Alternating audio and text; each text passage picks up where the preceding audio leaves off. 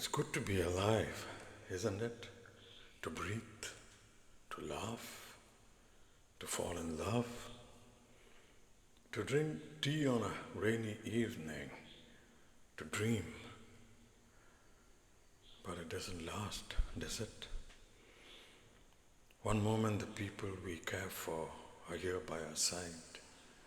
They're scrolling past through their phones, worrying about bills.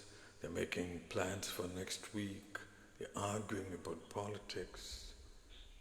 They think they have time. And then suddenly nothing. They're gone. Their heart stops. Their body grows cold. People gather in silence. A life becomes a memory. And the strangest thing, the world barely pauses. The sun rises the next morning as if nothing happened, and the person who once filled entire rooms with life simply disappears, gone, erased. Or are they? Are they? Think about it. Because deep down, almost all of us feel the same unsettling thing. This cannot be there always. Because if life is only a brief accident between two darknesses, if love, consciousness, memory, and the human soul can vanish in a second, then existence, it becomes completely absurd. And yet something inside us refuses to believe that. Something ancient, something beyond logic, a quiet voice that disappears. Death is not the end. Because honestly, there must be more to this. I mean, there's not rocket science. You don't have to think too much about this, but you can understand. It cannot be the end.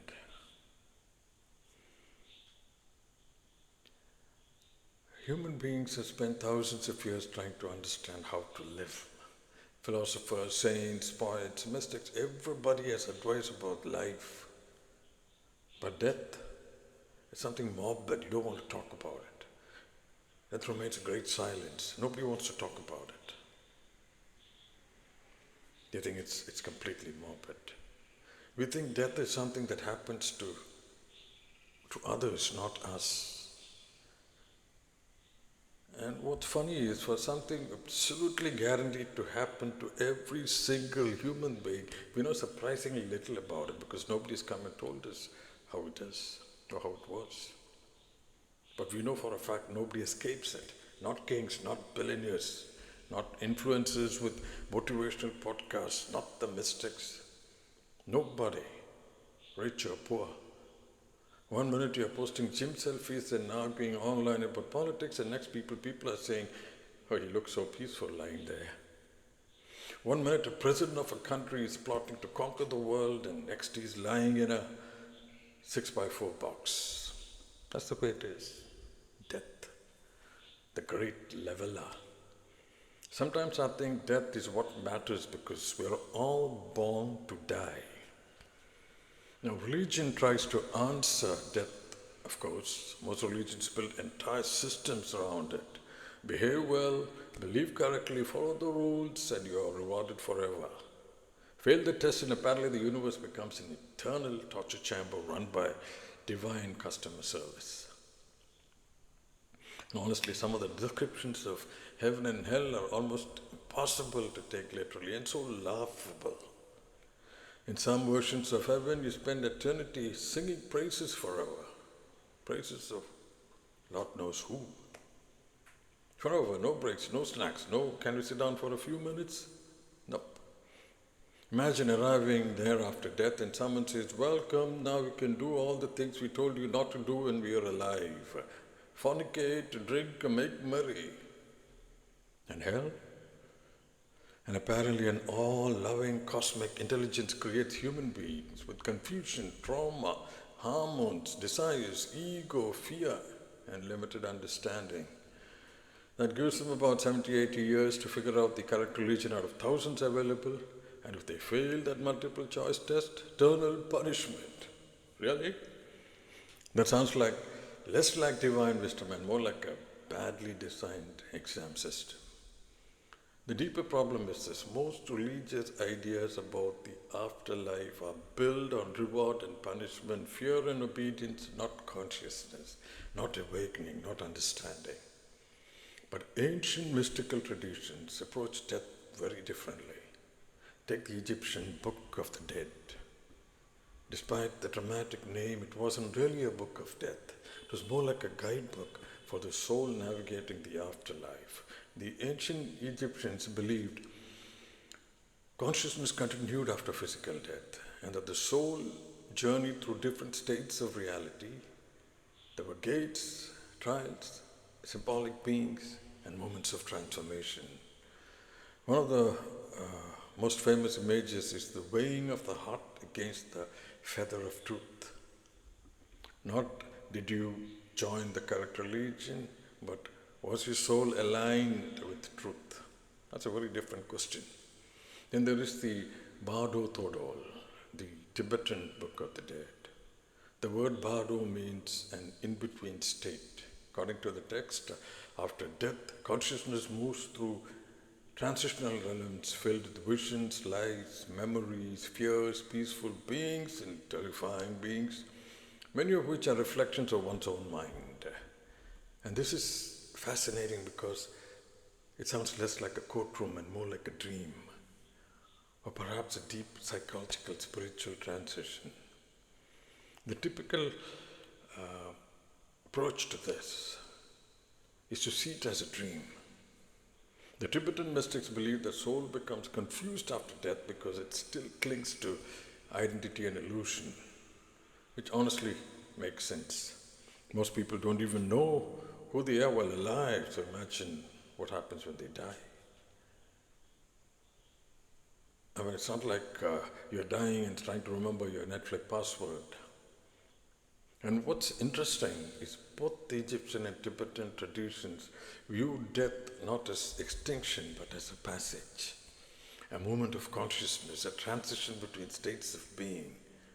And strangely, modern near-death experiences, NDE, echo many of these themes.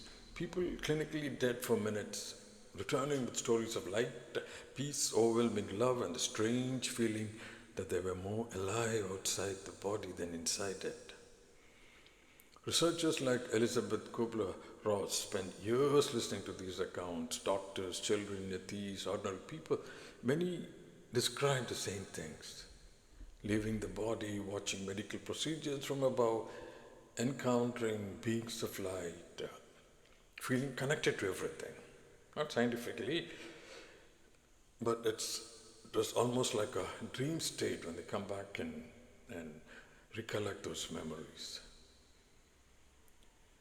But NDs are still inconclusive because brain is mysterious, consciousness is mysterious. Nobody can say certainly, with any kind of a certainty, what happens after death. And maybe that uncertainty is important. And that brings me, as usual, back to Gnosticism. Because Gnosticism never asked people to believe blindly. It asked them to know. The word gnosis itself means direct knowing, inner knowing, and from the Gnostic perspective, you're not merely a body. You are a spark, a fragment of something eternal, temporarily experiencing the world through flesh. The body is a garment, the soul is a traveler. Death, then, is not annihilation, it is transition. Like taking off your clothes at the end of a long journey. There's this old story often attributed to wisdom traditions. A caterpillar spends its whole life crawling on leaves, believing the world is small and flat and limited. Then one day, the caterpillar disappears into a cocoon. From the outside, it looks like death. The old form dissolves completely. And what emerges? Something capable of flight. Maybe death is something like that, not an ending. A transformation of consciousness that cannot fully imagine while trapped inside matter.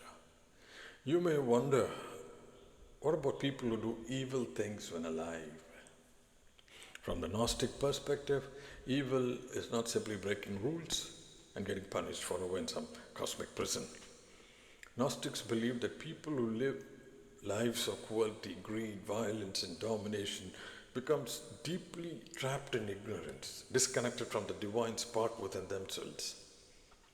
In death, such souls may remain bound to lower states of consciousness, confusion, attachment, fear, and illusion because they never awaken to truth when alive. The suffering is not necessarily eternal punishment imposed by an angry God, but the natural consequences of living in spiritual blindness. In many Gnostic traditions, salvation comes not through belief, but through awakening, through remembering one's true nature beyond ego, power, and material obsessions. Even modern science accidentally brushes against these questions. Energy cannot be destroyed, only transformed. And consciousness, despite all our technological advancement, remains unexplained. Nobody has found the place inside the brain where awareness lives. The brain may transmit consciousness, but is it creating it?